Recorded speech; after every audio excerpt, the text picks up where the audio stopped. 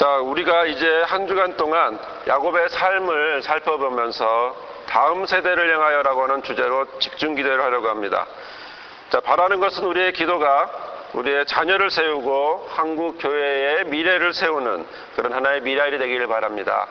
왜냐하면 우리가 지금 하는 것은 나무를 심는 것이고, 나무는 지금 열매를 먹으려는 것이 아니라 커서 성장해서 또 그리고 한참 뒤에 다음 세대가 먹게 하기 위해서 지금 우리가 기도로 그 나무를 심는 것과 같습니다. 자, 여러분, 사람이 시간이 흐르고 세월이 지나고 나면 많은 것이 변하기 마련입니다.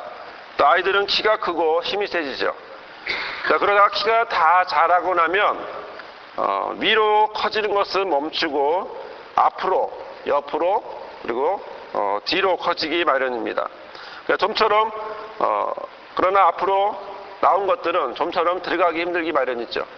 그래서 사람들은 놀림을 하게 되는데, 하늘 높은 줄은 모르고 땅 넓은 줄만 안다고 그렇게 농담을 하게 되죠. 많은 분들이 앞으로 나오셨죠? 자, 그러나 좀처럼 바뀌지 않은 것이 있습니다. 그것은 바로 생각이라고 하는 것입니다. 우리의 몸은 계속해서 바뀌지만, 그러나 생각이라고 하는 것은 그다지 잘 바뀌지가 않습니다. 자, 우리도 처음에는 다양하게 열려 있었습니다. 하지만 세월이 지나면 시멘트가 점점 굳어지는 것처럼 닫힌 모습을 우리는 느끼게 됩니다. 그리고 아예 굳어지고 닫혀지면 상대방의 어떤 행동에 대하여 우리가 말을 하게 된 것은 결국 이해한다기보다는 정죄하는 모양으로 우리는 바뀌게 되죠. 자, 그러면 이런 결과 중에 누구랑 가장 많이 부딪힐까 하는 생각이 듭니다. 누굴까요? 우리의 삶 속에서 가장 많이 부딪히는 존재는 바로 우리의 자녀들입니다. 결국 애써 키워놔도 자녀들에게 나중에 듣는 이야기는 세대 차이 난다. 아빠랑 엄마랑은 얘기가 안 돼. 라고 하는 그런 이야기를 듣기가 쉽습니다. 자, 왜 그럴까요? 왜 우리는 시간이 갈수록 자녀들과 대화하기가 안 될까요? 또 하려고 노력하면 노력할수록 왜 점점점 멀어지는 아이들을 느낄 수밖에 없을까요? 오늘 본문에는 4명이 나옵니다. 이삭의 가족들이라고 하는 4명이 나오죠. 자, 그런데 한눈에 봐도 너무나 달라 보입니다.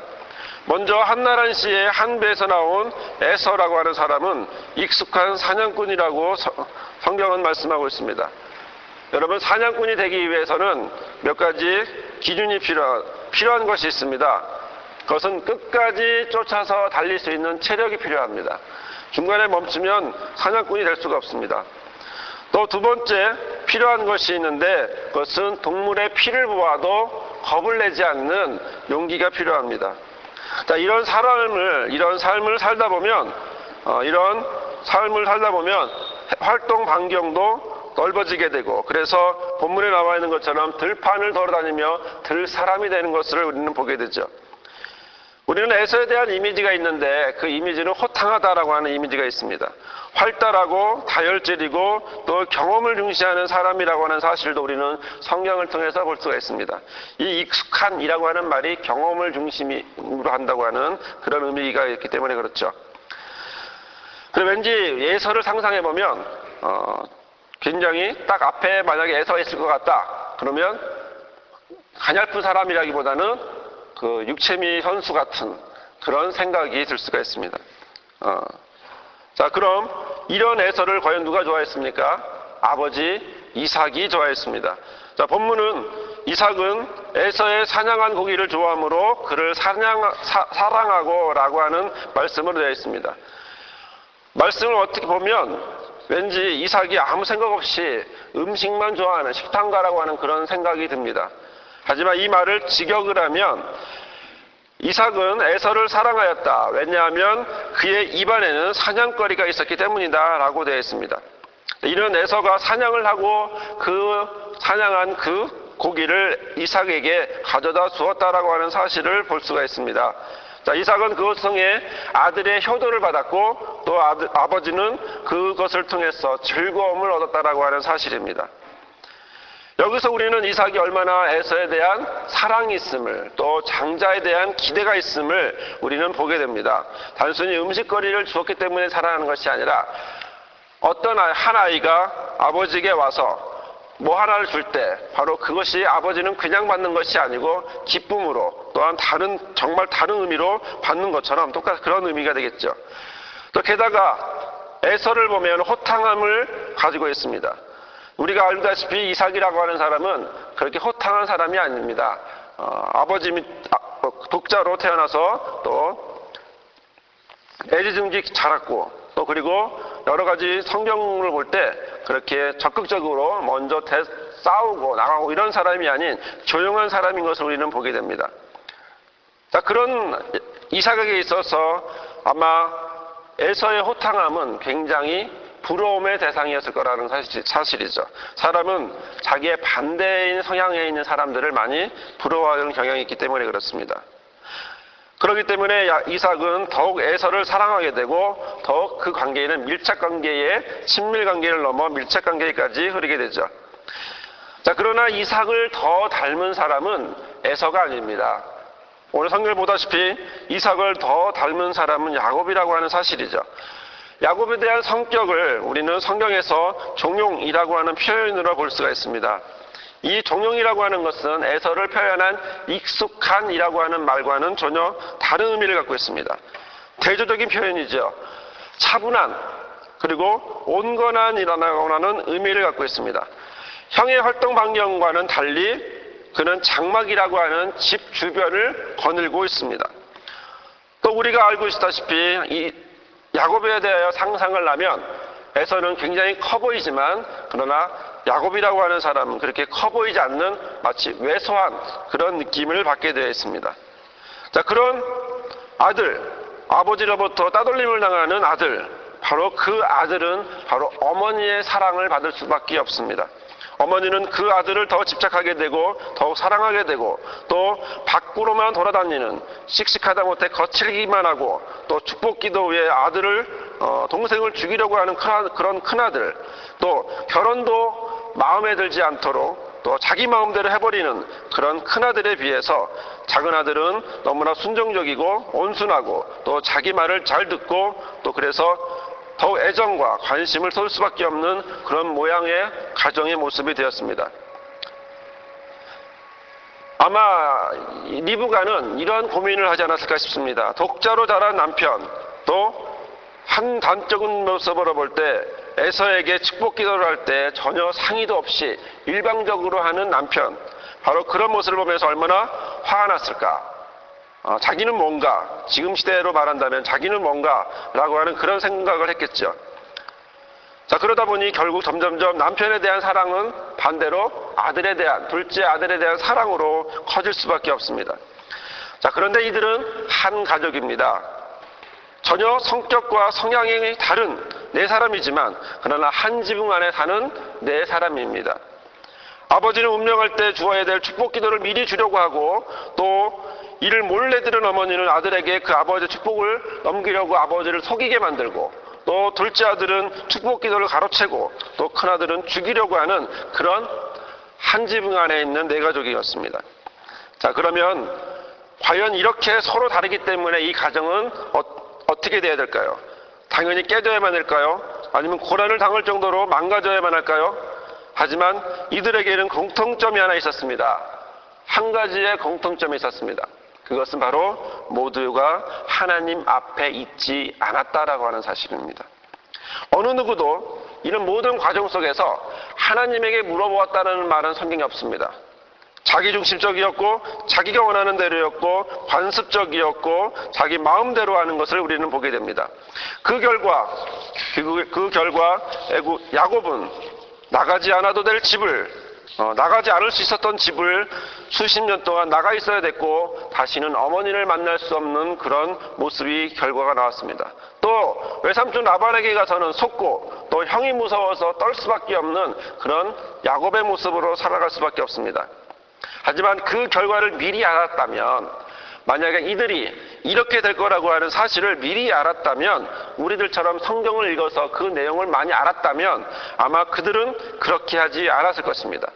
이삭은 죽을 때 축복 기도를 주려고 했을 것이고, 또 어머니는 좀 더 정직하려고 했을 것이고, 또 에서는 에서대로 성질대로 살지 않으려고 했을 거라고 하는 사실입니다.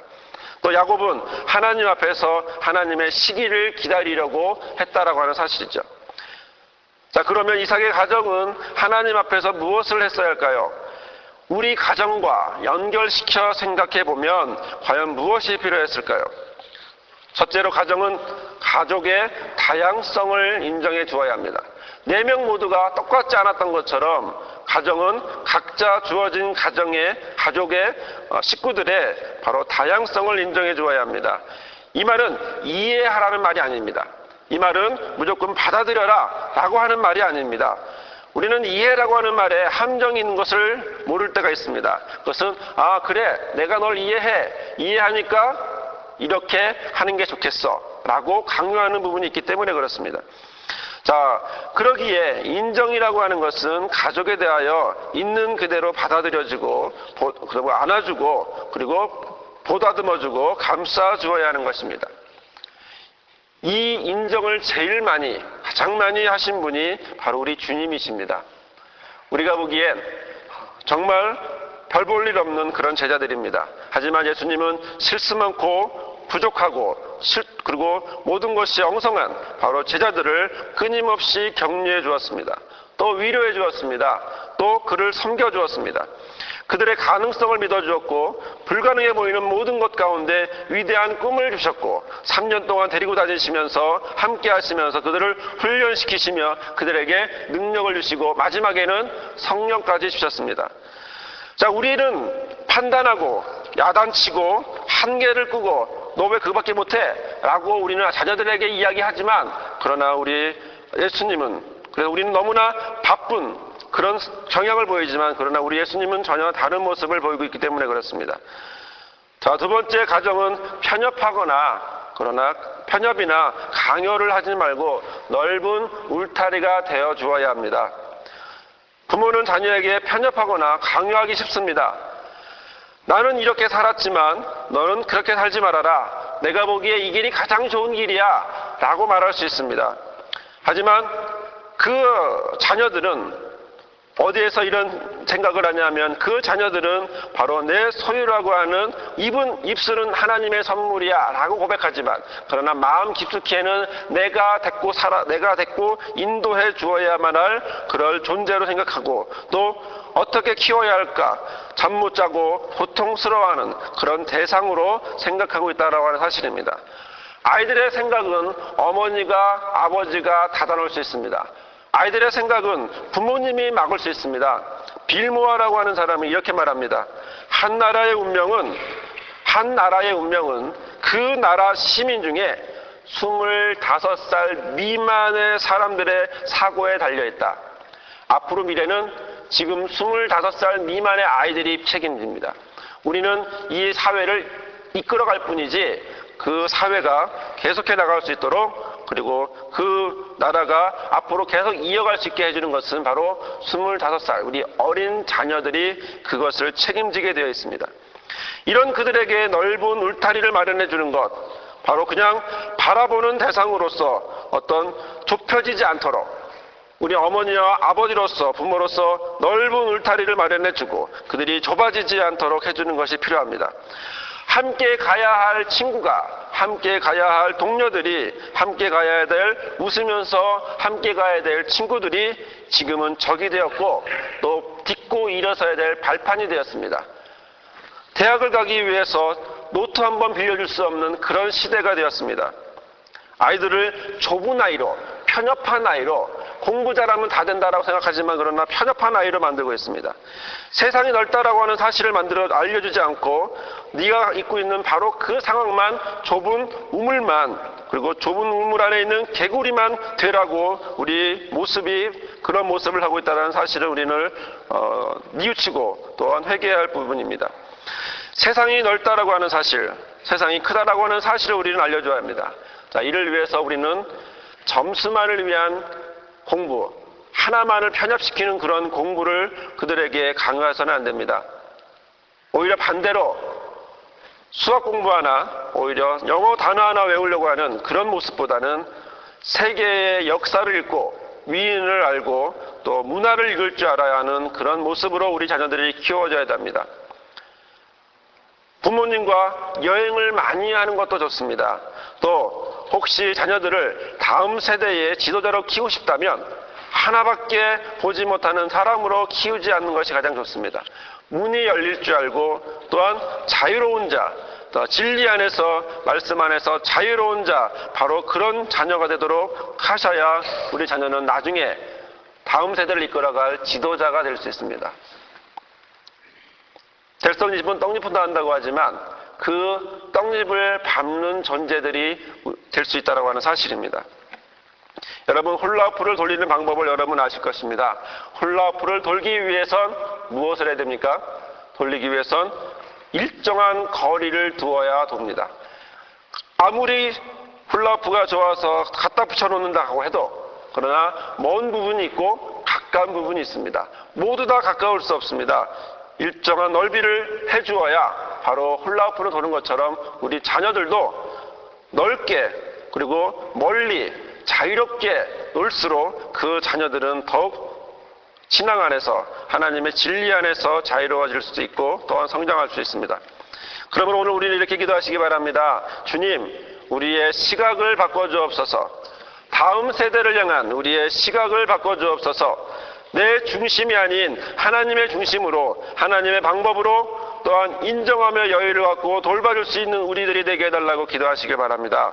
또한 넓은 울타리가 되게 해달라고, 넓은 울타리의 부모가 되게 해달라고, 그들을 주님의 사랑으로 주님의 품 안에서 넓은 울타리로 우리를 만들어달라고, 그리고 이렇게 함으로 우리의 모두가 이렇게 기도하심으로 우리의 눈이 하나님의 눈으로 바뀌어지고 우리의 삶의 모습이 하나님이 인도하시는 모습으로 바뀌어지는 그런 복이 저와 여러분과 함께 하기를 주님의 이름으로 부탁을 드립니다. 기도하겠습니다. 사랑의 하나님, 주께서 인도하여 주셔서 은혜를 내려주심을 감사합니다. 주여, 이 시간 기도하오니 우리를 바꿔주옵소서. 다음 세대를 향한 것은 바로 우리가 먼저 바뀌어야 됨을 고백합니다. 내가 먼저 바뀌어야 주님이야 다음 세대는 이끌어갈 수 있고 다음 세대는 성장하여 가며 다음 세대는 하나님의 뜻 가운데로 세워집니다. 우리가 우리의 생각으로 한 아이를 집중할 때 그 아이는 하나님의 뜻대로 살아가는 것이 아니라 하나님의 뜻대로 자라는 것이 아니라 바로 하나님이 원하지 않는 모양으로 자라가고 편협하고 우물 안에 개구리 밖에 될 수 없습니다. 하지만 우리의 자녀들을 바라볼 때 넓은 시각으로 위로해주고 인정해주고 받아주고 보다듬어줄 때, 그리고 생각을 바꿀 때 그들에게 자유를 허락해줄 때, 넓은 울타리를, 진리 안에서 넓은 울타리를 허락해줄 때 바로 야곱이 주 안에서 합당하지 못한 모습으로 결과를 받는 것처럼 그렇게 되는 것이 아니라 하나님이 원하시는 모양대로 하나님이 이끄시는 다음 세대의 지도자들이 될 수 있을 줄 믿사오니 인도하여 주옵소서. 우리 교회학교 어린이들, 우리 한국교회 어린이들 모두가 주님이여 주께서 이런 모습 되게 하시고 자라나는 씨앗이 밟혀지지 않고 점점 자랄 수 있도록, 그래서 귀한 열매를 맺을 수 있도록, 하나님의 열매를 맺을 수 있도록 저희들을 사용하시고 인도하여 주시며 붙잡아 주옵소서. 이 시간 자녀들을 위하여 기도하오니, 우리 교회학교를 위하여 기도하오니 주께서 함께하여 주셔서 은혜가 넘치게 하시고 변화가 있도록 하나님 허락하여 주옵소서. 예수 그리스도 이름으로 기도드리옵나이다. 아멘. 하늘에 계신 우리 아버지여,